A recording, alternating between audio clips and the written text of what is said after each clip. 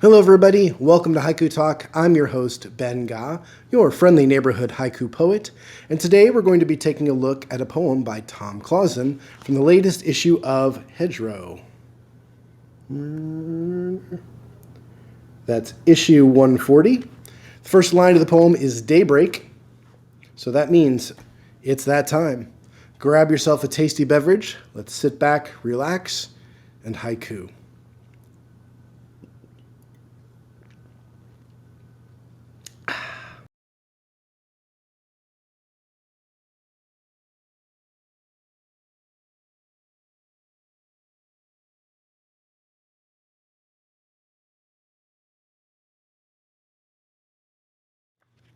Welcome back, everybody. Good to be with you here again.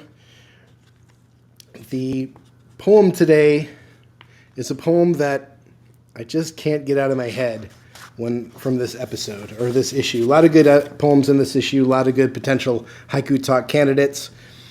This one I keep coming back to, and it's maybe it's a personal thing.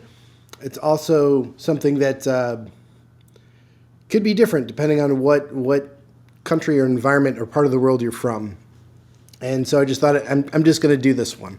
The poem goes like this, and again, it's from Tom Clausen from the latest issue of Hedgerow. Daybreak. Without a soul there, I signal to turn. Daybreak. Without a soul there, I signal to turn.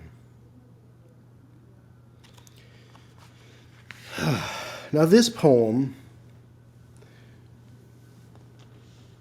to me, does a couple things. It's a contrast between the natural world and the human attempt to have an order of things and the absurdity of the human attempt of the order of things.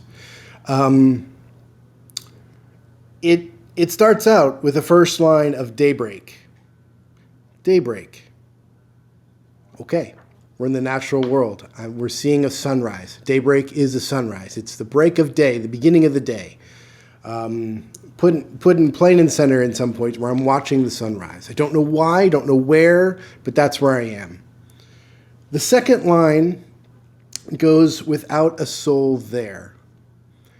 So there's nobody else around but me. I'm by myself. I'm witnessing the daybreak. Still don't know where I am. Still don't know the context. We get that third last line of, I signal to turn. I signal to turn. Now, I know where I am. I'm in my car. Okay, so now that I have this moment, this scene, I go back through the poem again and I recontextualize it because now I know everything that's happening. And for me, I'm going to paint you my own scene here, because I bring some things to this that aren't in the poem, and that's really what a good haiku does, is it puts you in a personal moment, and it allows you to fill in those extra spaces from your life story. Now to me, I'm going to read it again. Daybreak, without a soul there, I signal to turn. I'm there in my car.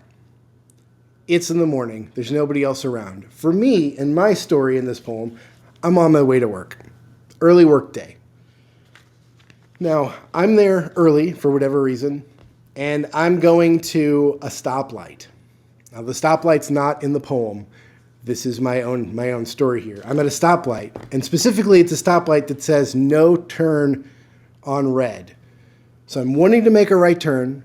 I can't make a right turn because it's on red, and there's nobody else around, and it's just me sitting there at the stoplight waiting.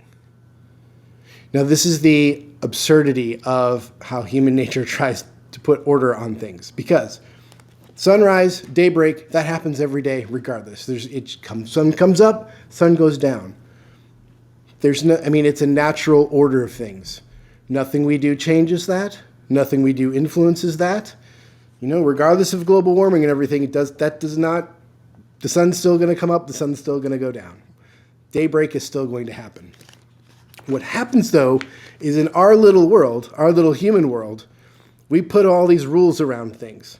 We try to create order.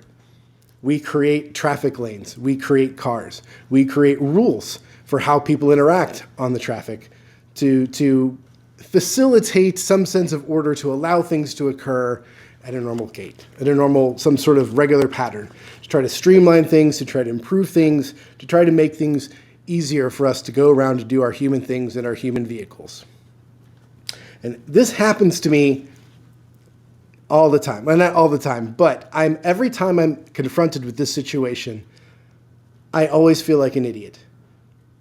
There's nobody around. It's a stoplight, red light. I've got to stop. No right on red. And for whatever reason, my upbringing, my adherence to rules and laws and order, I don't go right on red, even though there's nobody around. There's no camera on the side. There's nobody around. I'm not going to get in trouble if I go right on red. But I still do that. In this individual poem, there's actually no stop sign. There's no right on. None of that's there. It's just a matter of turning on the signal to turn. And so you're turning on your blinker basically to tell somebody that you're going to turn, but there's nobody around. It's a similar situation. I just added a bunch of personal elements to it in my own story when I enter the moment in my head. And it's crazy that humans do this. And I know not everybody would wait. Not everybody would put on their signal. I know people would just go. I know that happens in my own city here. I see it all the time. Even when people are around, I see people breaking traffic laws and rules all the time. I know in other parts of the world, I know when I was in traffic in Kenya. I know when I was in traffic in Bengaluru, India. I know the traffic works very differently depending on where you are in the world. Very different in Amsterdam, in the city. Very different, in England, and depending on what side of the road you want to drive on. There are all these little constructed rules that are arbitrary in the wake of something like a daybreak. And so this poem just really strikes a chord with me because of that feeling of turning your signal on when there's nobody else around.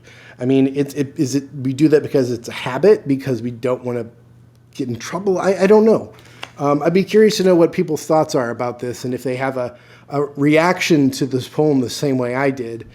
But it really makes me think philosophically about life and about what we as humans try to do to the world that we live in, to try to give ourselves some semblance of control, give ourselves some semblance of, we can make this world the way we want to.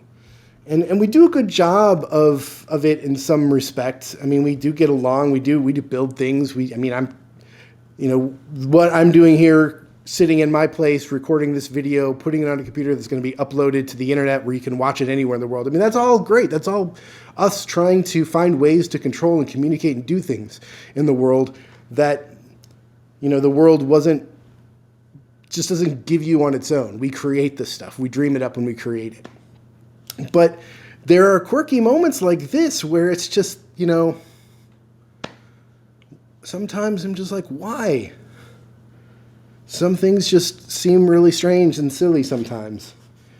And this is a very strange, silly poem in that way, this moment of signaling in your car when no one else is around. Or me, with my signal on, waiting at a stoplight, that's red, that says you can't turn right on red, and there's nobody else around. And I still wait. I wait. I do. I wait.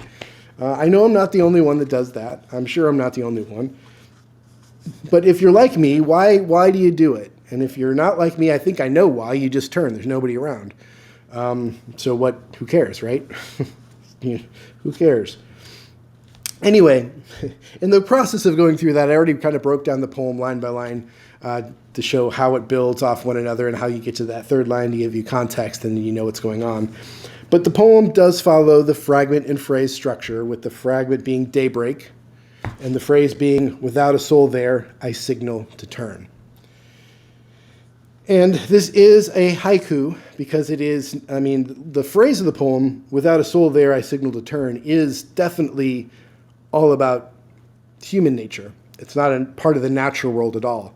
But because it contrasts with daybreak, It keeps it in the haiku realm in my mind. If you have agreements one way or the other, or feel one way or the other, please leave a comment as well. I'd be curious to how you go one way or the other. But that's how I would still call this a haiku. It's because it's not truly all about humanity or the human nature. It is that contrast between the two, the juxtaposition of those two, that makes this poem work. Thank you, Tom, for a wonderful poem. Thank you, Hedgerow, issue 140, for yet another great batch of poems to read. Thank you, dear watcher, dear viewer, for tuning in for another episode. And since you're watching, think about clicking a thumbs up if you like this piece. Think about subscribing to the channel if you haven't already done so. And do think about, if you have subscribed, think about getting notifications, ringing the bell so that you get updates when a new episode does drop. And they do come out about every week. In this case, last week one didn't occur. So it's mostly every week, sometimes not. This follows a sometimes not, where we had a break last week for various reasons on my end. That's okay. But it's good to be back with you for another episode.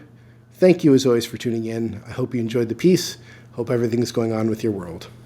Bye-bye.